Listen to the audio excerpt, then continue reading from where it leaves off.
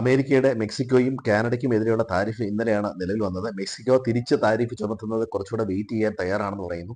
അതുപോലെ കാനഡ വീണ്ടും തിരിച്ച് അമേരിക്കൻ പ്രോഡക്റ്റുകൾക്ക് താരിഫ് ചുമത്തിയിട്ടുണ്ട്. വീണ്ടും ഇതൊരു ട്രേഡ് വാറിലേക്ക് തന്നെ കടക്കുകയാണ്.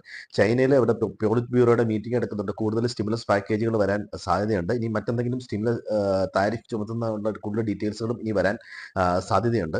പരസ്പരം ഈ താരിഫ് ചുമത്തുന്നത് ഗ്ലോബൽ എക്കണോമി സ്ലോ ഡൗൺ ആകാനുള്ള എല്ലാ ചാൻസും ഉണ്ട്. പലപ്പോഴും ഇൻഫ്ലേഷൻ ഒന്ന് കൺട്രോൾ ആയിരിക്കുന്ന ഈ സമയത്ത് വീണ്ടും താരിഫ് വരുന്നത് ഇൻഫ്ലേഷൻ കൂടുന്നതിനും എക്കണോമിയെ അത് കാര്യമായി ബാധിക്കുന്നതിനുമുള്ള പ്രധാനപ്പെട്ട കാരണമാകും. അതുപോലെ തന്നെ ഇന്ത്യൻ മാർക്കറ്റിന്റെ കാര്യം നോക്കുകയാണെങ്കിൽ ഗോദാവരി എന്നുള്ള എക്സ്പ്ലോർ ചെയ്തെടുക്കുന്നതിന് സർക്കാർ കൂടുതൽ കോമ്പൻസേഷൻ ആവശ്യപ്പെട്ടു എന്നുള്ള തരത്തിൽ റിലയൻസിന്റെ ഒരു പത്രക്കുറിപ്പുണ്ട്. അപ്പോൾ റിലയൻസിന്റെ ഇന്നത്തെ പ്രൈസ് മൂവ്മെന്റ് തീർച്ചയായിട്ടും ശ്രദ്ധിക്കുക. അതുപോലെ അമേരിക്കയിലേക്ക് ഓട്ടോ കമ്പോണൻസിന്റെ വില കൂടുന്നത്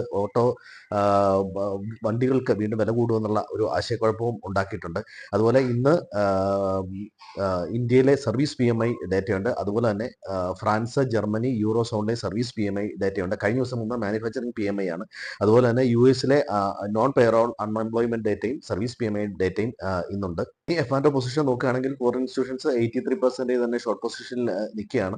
റീറ്റെയിലേഴ്സ് ആണ്ട് 70% ലോങ്ങിലാണ് നിൽക്കുന്നത്. പ്രോ ട്രേഡേഴ്സ് ഏതാണ്ട് ഒരു ന്യൂട്രൽ എന്ന് വേണേൽ പറയാം. എങ്കിൽ പോലും ഒരു സെല്ലിംഗ് പൊസിഷൻ തന്നെയാണ് കൂടുതൽ നിൽക്കുന്നത്.